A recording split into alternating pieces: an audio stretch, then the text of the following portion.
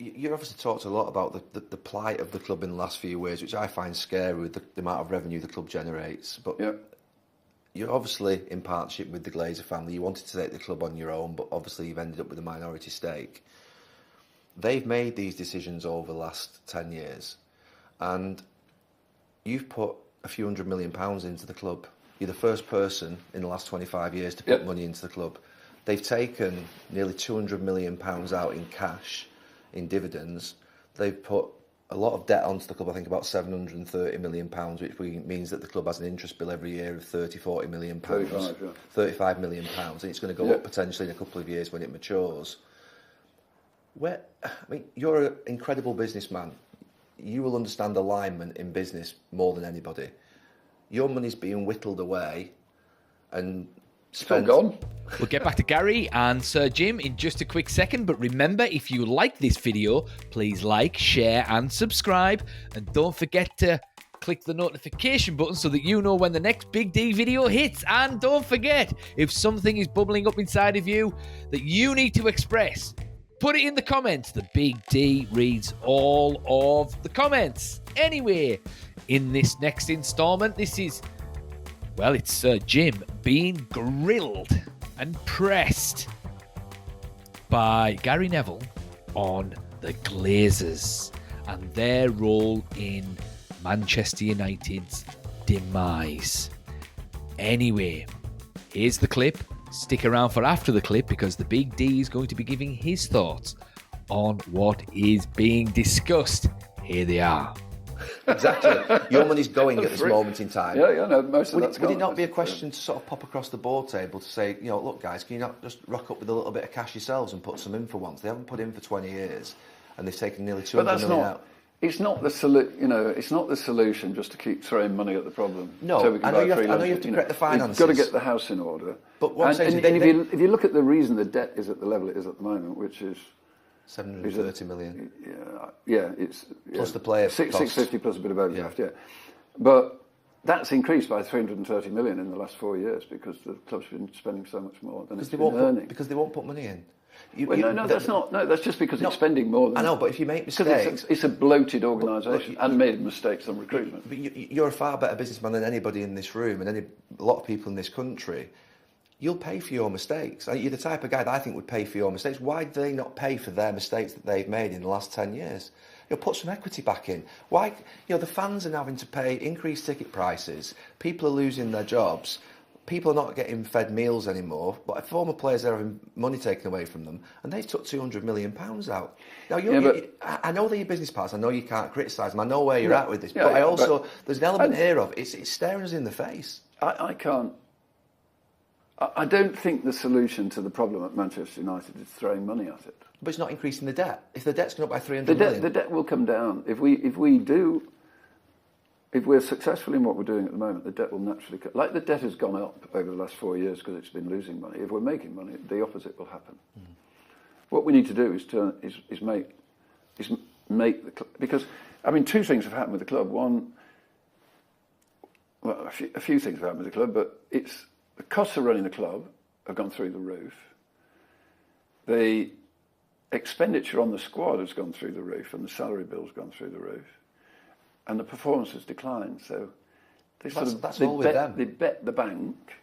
They bet the bank on Champions League, but it hasn't happened. So we spent a fortune, and I'm sure that conversation went on every year.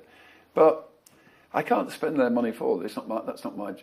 We have a very professional relationship with the Glazer family, and to be honest, they let us get on with it, which we are doing at the moment. You're providing a shield for them, though. You're now starting to get the flack that they've been getting. I'm getting quite a lot of flack. Yeah. No, Jim. Seriously, I went to Fulham last Sunday. Just as a fan, I wasn't working the game. It wasn't on Sky, and I'm sat there in the crowd, and you don't actually, when you're in the gantry, hear everything because you've got the earphones on. You commentating on the game, and I was thinking, you're starting to get. No, quite a lot. The slipstream of their mess, and you're getting fired at now. You're a target now for the fans. When actually, when you came in, you think about the perception when you came in. Now you're getting their flack. You provided an umbrella over their heads. Yeah, it's true, but change is always uncomfortable, isn't it? People never like change. Well, and it's all these things that It we're needed talking. change. It has needed change. But it changes over. Human beings don't like change. They like, they like the status quo. They much prefer it. People stick their head in the sand and just assume it'll all go away, but it won't. So, change requires some unpopular decisions, and I think I have to accept that I'm going to be unpopular. I don't know how long I'll be unpopular. Maybe I'll be unpopular for a long period of time. But I think it's worth being unpopular to fight our way through the changes that are necessary to get Manchester United back to where it should be. And hopefully the attitudes will change a bit if we come out the other side with a successful outcome. But I'm not here to. I mean, I know. A lot of people have a problem with the GLAZER family and what have you, but rightly so, Jim. Well, to an extent, but remember they've run the club. I mean, the problems you've talked about of running the club. The £270 million that has been increased has been under their stewardship. The poor performance, the poor recruitment, the debt, the increasing debt. It's all on them. However, I think Manchester United 20 years ago had the best stadium in the country, the best training ground in the country, the best team in the country, and we're debt free. Well, we're going to be back there. We will get back there. But, they are 3,000 miles away, and they gave management at Manchester United a lot of rope. If you look at some of the other characters in English football who are owners, and you know them very well, I mean, they're heavily involved in all the detail of running the club, aren't they, and the management and what have you. I mean, they gave management an awful lot of rope. Too much rope, obviously. But, the management, the previous two teams of management have to take a lot of the blame for the decisions they made at that club. They have to, I'm afraid. It's not just that the GLAZER family. But they have been the owners in that period. Ultimately, but then they've not been involved in the level of detail that the likes. Well, that's negligence. Well, you're involved in the level of detail here now, and you're having to correct their mistakes. Yeah, if they've not overseen the club in the last 10 years to a point whereby it's running out of cash, that's negligence. You know that better than anybody. Well, I'm not looking backwards. I'm trying to look forwards. Let's try to do that. I look forward. I'm trying to look forwards, and I think ultimately we'll come out of this difficult period, and we'll find ourselves in a much sunnier place. I do. I mean, otherwise I couldn't deal with what I'm having to deal with at the moment. Because it's not very nice when you go home to Manchester and you've got people saying some quite unpleasant things. That's not very nice. I don't need that really, to be honest, at my age. Why are you doing this? Because I really like Manchester. Manchester United has been my boyhood club. So, and I believe that we can sort it out. If I didn't believe it, we wouldn't. I wouldn't do it. Would I? I'd sell it to the Qataris or something. I don't want to do it. I think we'll get there with Manchester. Manchester United is the greatest football club in the world. It's the world's favourite football club. It's the biggest football club. Everywhere I go on the planet, there are Manchester United supporters who want to come and talk. Everywhere I go. I mean, last summer we crossed the border between Mongolia and China. We were the first Europeans to cross the border from Mongolia to China, and as soon as we crossed the border, we were surrounded by Manchester United support. The customs guys, they all wanted photos. They didn't want to look at my passport; they just wanted to take a photograph. So it's an amazing club, and it's just had this miserable time for 12 seasons, hasn't it? Since Alex and David Gill retired, and I'd like to see. I mean, maybe it sounds a bit arrogant that I think I can take it from where it is to where it should be, but. I mean, that's what I believe. That we. It's not me either. It's it's me. It's Omar. It's Jason. It's Dave. It's Colette. It's the other guys that you don't really see. Gary and Mark Armstrong and Roger Bell. And it's quite a we had a board meeting last week, and it was a really good, cohesive board with a really good group of people who were all really, really focused on getting Manchester United to the right place. But it's the first time we've had a board meeting since I arrived on the 1st of January where we've had the full team in place. Right. And it was a great board meeting. So, and people expect people expect instant gratification in the modern world, don't they? But this is, of all football clubs, this is the supertanker. It's huge, and it takes time. I don't know what Gary Neville expects Jim Ratcliffe to say, or what he wants him to say, and if his expectation of what he wants Sir Jim Ratcliffe to say is a reasonable expectation. Because he wants him to say, yeah, it's the Glazers' fault. They've been shit owners, and it's all their fault that Man United are crap, and they should have sold it all to me, or they should have sold it to the Qataris. They shouldn't have been in charge of Manchester United at all. They are the worst owners in the world. They should leave. That's what he wants him to say. But he's not going to say that. He's not going to say it. I mean, why would he? Sir Jim needs to work with these guys. And yes, he does have a point in that it's negligence. And it's negligence. And Sir Jim was quite sneaky there in dodging that question, because he laid it on the two previous teams that ran the club for the Glazers. And yes, that is true. However, the Glazers put those people in charge. They put bean counters in charge of Manchester United and not football people. And now they are reaping what they sow.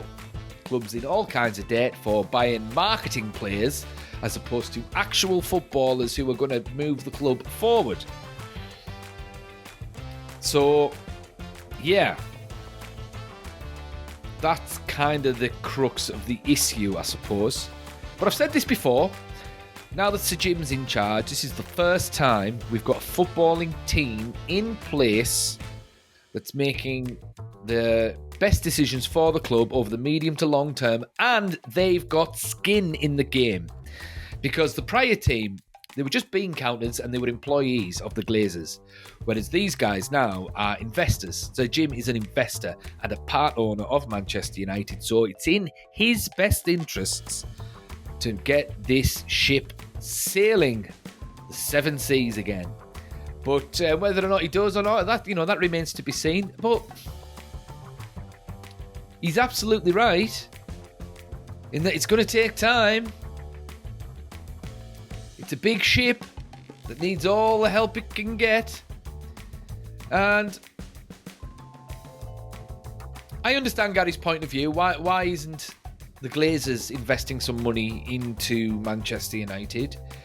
I get that. It would be a good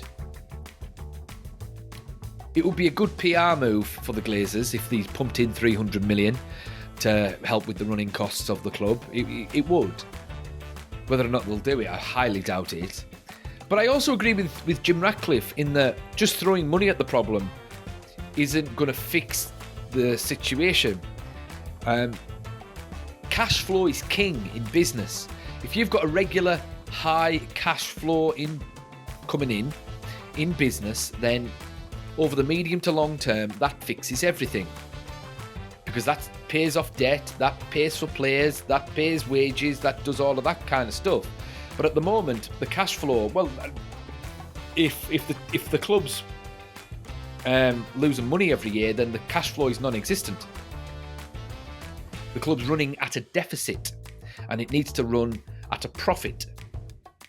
If Manchester United have, say, I don't know the intricacies of the club necessarily, but if Manchester United have a positive cash flow of, say, 10 million per month or whatever, that is £120 million per year. And if that's regularly coming in, they know what they've got to play with and they know what they can do in the transfer market, and they know what they can do in the hiring and firing of staff and the development of the ground, training ground and all the other facilities. But they can only do that by maximising income and minimising outgoings, which is what he's trying to do. He's just making blanket decisions to cut the outgoings of the club and also maximising the income. So from a business standpoint, and I totally understand, and the Big D runs a couple of businesses, including this YouTube channel.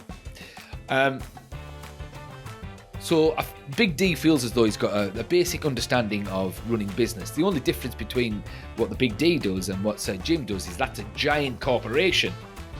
But it's the same principle, it's the same underlying principle. You've got to maximise your income and minimise your outgoings. And if you do that, you get a nice cash flow coming in and that solves a lot of problems. Now, on top of that, what he needs to do is obviously invest in the playing staff, because if you invest in the playing staff, then, well, that improves the brand, and if you improve the brand, the cash flow goes up. Now, for the Glazers to just throw money into the running of the club, I'm not entirely sure how that would solve the problem necessarily, because I mean, I'm sure it would help in some instances, but I don't necessarily think they can use that to buy players, because if I'm not mistaken, Manchester United can only buy players based on the cash flow that's coming in, or based on their income, or something along those lines. So just getting a lump sum of money, I don't necessarily think counts. I could be wrong. Maybe I need to look into that a little bit more. But I get what Sir Jim's trying to do. He's trying to run that business at a profit, and if he's able to do that, then they know what they've got to play with in order to build that club back up to where it was 15, 20 years ago. But yeah, time will tell. Time will tell. I mean, at the end of the day, I think Sir Jim Ratcliffe is he the second wealthiest man in Britain with tens of billions of pounds? Well, I mean, if that's true and that's how much he's accumulated over his life, then running a football club should be quite straightforward, really. But what I seem to feel as though Sir Jim is struggling with is the fame component of this entire situation. The dreaded Manchester United microscope, so to speak. And the Big D is a professional actor by trade, classically trained. And the difference between a professional actor and someone who just likes to, crack a joke in a pub is a professional actor can turn it on when everyone's looking at him, when the microscope's on. Whereas the person who's not a professional actor, it's very easy for them to do certain things in crack a joke or be a bit lively in front of his pals. That's nice and easy. But when the camera's on and you've got hundreds of people looking at you, in Jim Ratcliffe's instance, millions of people looking at you, it can be quite intimidating for some. Not the Big D, not with the Big D's YouTube channel, but you get the point. The dreaded the Manchester United microscope with millions of eyeballs on Sir Jim seems to be weighing heavily on the poor man. But it is what it is. He wanted to run the club. This is what happens when you want to run Manchester United. But hopefully, he seems to know what he's doing from a business perspective anyway. I've been happy with the recruitment so far. Hopefully that'll improve in the summer, and hopefully the team will start winning again. And hey, you never know. Ruben Amorim might pull off a miracle and win the Europa League, and then everyone's laughing. But anyway, what do you guys think? Does Sir Jim have a plan? Will he pull it off? Thoughts in the comments. And the Big Deal catch you in the next one.